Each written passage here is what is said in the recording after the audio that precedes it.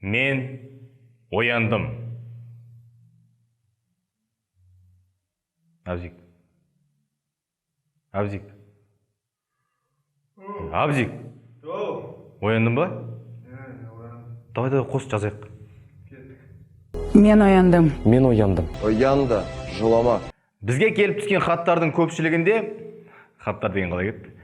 Көрермендер бізді Әміржан Қосановқа негізді түрде тоқталуымызды сұраған болатын. Ал көрермендердің пікірі біз үшін маңызды, сол себепті сайлау 2019. Абзик, мотор. Алдымен қазіргі жағдай туралы. Осыдан 2 күн бұрын үміткерлер арасында ашық сабақ, дебат өткен болатын. Шешендер сөйлеген дауы жан дертібі көңіліңінің құсын ұстап берер оңай. Күш қосып бірлескеннер ел алады ынтымағы. Қайда болса дұшпан оңай.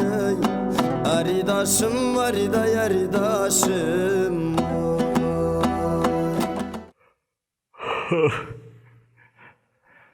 Негізі ұйықтап аламыз ба? Негізі барлығымыз дебат деген кезде осындай пікірталас күттік. І, шановні мої виборці, я дякую сьогодні, що ви з нами. Якщо нормальних зарплат у лікарів немає, яка це нафіг реформа? Тым болмаса мынандай. Ресейге айтты, Ауғанстан кірме деді, сөз өтпей өткен жоқ. Кремльға тиіспе деді, өтпей өткен жоқ. Сербияда, Косовода жады, Грузияда жады, сөз өтпей өткен жоқ. Дебатта есте қалғаны Сәдібек Түгел мырзаның патриоттығы тасып, үстіне шапан киіп, қолына қамшы ұстағаны болды. Жан Ахмадиев қайда жоқ болып кетті десем, сценарист болып кетті ғой. Таныс қамшы ма? Мен сіздер бүгін сабайын деп келгем, негізі ше. Рұқсат болса бола ма сендер? Негізінде үміткерлерге дебаттың алдында Жириновскийға барып бір қосымша сабақ алу керек еді. Не мынау? Я веду себя так, как я считаю нужным. Я знаю английский, французский, немецкий, турецкий. Такой, какой я есть. Странный ковбой. В этом моя прелесть.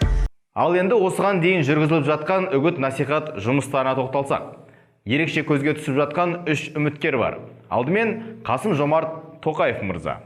Көп білгеннен не пайда, пайдасыз іште сақтасаң, жастарды жиып қасыңа, білгеніңді айтпасаң, мен бақылдан не пайда, тыңдайтын жан болмаса, білімдеден шыққан сөз, жүрекке барып қонбаса. Я сегодня проезжал возле Дворца Республики, там стоят студенты с синими шариками, и это, оказывается, это Тохаев, вот, там, репетирует там уже этот. То есть вообще, блин, тупец просто. Екінші президенттік сайлауда тәжірибесі бар және ескірмейтін қызыл шарфы бар Жамбыл Ахметбеков.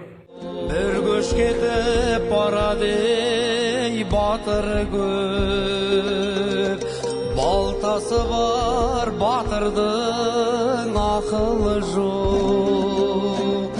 Мырзасынып біреулер мырс-мырс күліп, мадақ айтқан қасында ақыны көп.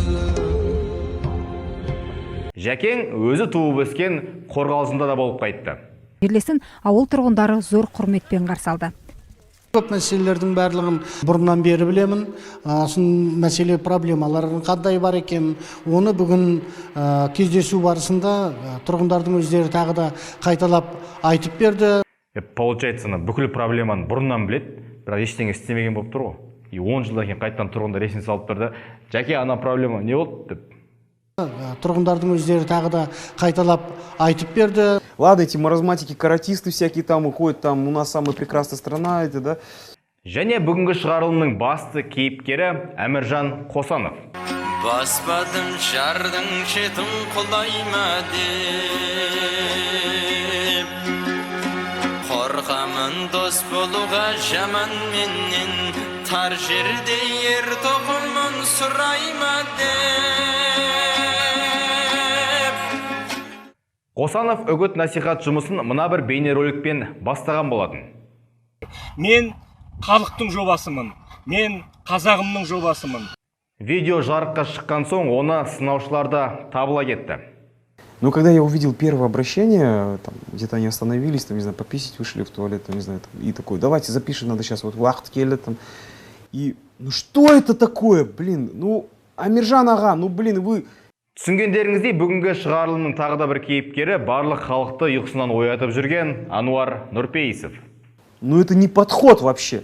Ну Ануар аға, сынауға бәрі ұста. Сізде қандай ұсыныс?